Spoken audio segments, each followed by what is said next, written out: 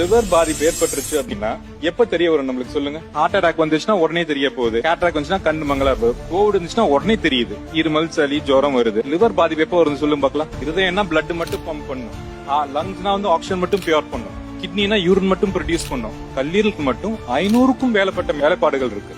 அது வந்து கல்லீரல் ஒரு உன்னதமான organ, repair capacity and regenerative capacity. 60 ml குடிச்சா 2 மணி நேரத்துல வந்து லிவர் வந்து அதை மெட்டபலைஸ் பண்ணிரும். இது வந்து லிவருக்கு மட்டும் தான் நடக்கும். ஒரு வாட்டியும் தண்ணி அடிக்கும் போது ஒரு சில லிவர் செல்கள் அழியுது, ஆனா வந்து லிவர் வந்து ரீஜெனரேட் பண்ணிரும். மரம் கிளைய வெட்டணும் அப்படின்னா மரம் துளிருட்டு வளர்ற மாதிரி வந்து புது புது செல்கள் வர ஆரம்பிச்சிருது.